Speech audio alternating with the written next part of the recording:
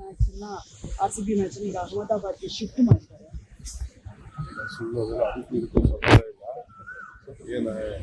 ಏನು ಬೇರೆ ಕಡೆ ಎಲ್ಲ ಇನ್ನ 50% ಸೀಟ್ನ ಕೊಡ್ತಾರೆ. ಅವರೇನೋ ಪ್ರೆಷರ್ ಇನ್ಫ್ಲೂಯೆನ್ಸ್ ಮಾಡಿ ದೊಡ್ಡ ಸ್ಟೇಡಿಯಮ್ಮು 1 ಲಕ್ಷ ಜನ ಸೇರ್ಬೋದು ಅಂತ ಮಾಡಿದ್ದಾರೆ. ಮಾಡಿರ್ಬೋದು ಅಷ್ಟೇ. ಟಿಕೆಟ್ಗೂ ಅದಕ್ಕೂ ಸಂಬಂಧ ಇಲ್ಲ. ಯಾರು ಹೇಳಿದ್ರು ಟಿಕೆಟ್ ಅಂತ. BCCI ಅವರು ಸ್ಟೇಟ್ಮೆಂಟ್ ಕೊಟ್ಟಿದ್ದಾರೆ, ಕರ್ನಾಟಕದಲ್ಲಿ MLA ಟಿಕೆಟ್ ಬೇಡಿಕೆ ಇಟ್ಟಿದ್ದಾರೆ, ಅದಕ್ಕೆ ನಾವು ಕೊಡ್ಲಿ, ಆಮೇಲೆ ಅದಕ್ಕೆ ಸರ್, ಈಗ ದಾವಣಗೆರೆಯಲ್ಲಿ ಮುಸ್ಲಿಂ ನಾಯಕರನ್ನ ನೀವು ಸಸ್ಪೆಂಡ್ ಮಾಡಿದ್ರಿ, ಅವರನ್ನೇನಾದ್ರೂ ಮತ್ತೆ ವಾಪಸ್ ತಗೊಳ್ಳುವಂತಹ ಸಾಧ್ಯತೆ ಇದೆಯಾ? ನಾನೇನು ಅದ್ರ ಬಗ್ಗೆ ಮಾತಾಡೋಲ್ಲ. ಪಾರ್ಟಿ ತೀರ್ಮಾನ ಮಾಡಿದೆ. ಒಬ್ಬ ಪೊಲಿಟಿಕಲ್ ಸೆಕ್ರೆಟರಿನ ವಾಕ್ ಮಾಡಬೇಕಾದ್ರೆ CM's ಪ್ರಾವಿಟಿ, ಮುಖ್ಯಮಂತ್ರಿಗಳು ಅವ್ರನ್ನ ನಾಮಿನೇಟ್ ಮಾಡಿದ್ರು. ಅವ್ರಿಗೆ ಆದಂಥ ಇನ್ಫಾರ್ಮೇಷನ್ ಇದೆ. ಪಕ್ಷ ಎಲ್ಲ ಟ್ವೀಟ್ ಮಾಡಿದೆ.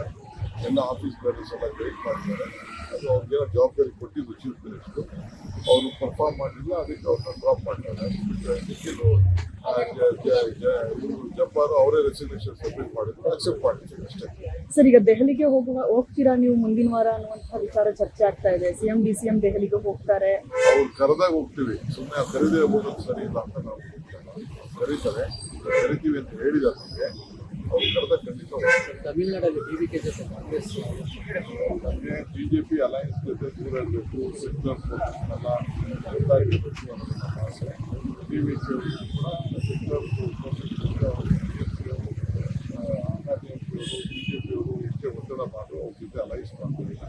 ಸೊ ಆ ಸೆಕ್ಯುಲರ್ ಫೋರ್ಸಸ್ಗೋಸ್ಕರ ತಮಿಳುನಾಡಿನ ಹಿತಕ್ಕೋಸ್ಕರ ನಮ್ಮ ಪಕ್ಷ ತೀರ್ಮಾನ ಮಾಡಿದೆ. ಸರ್, ಬರ್ತಡೆಗೆ ಏನಾದರೂ ಸಿಹಿ ಸುದ್ದಿ ಸಿಗೋ ಸಾಧ್ಯತೆ ಇದೆಯಾ ಸರ್?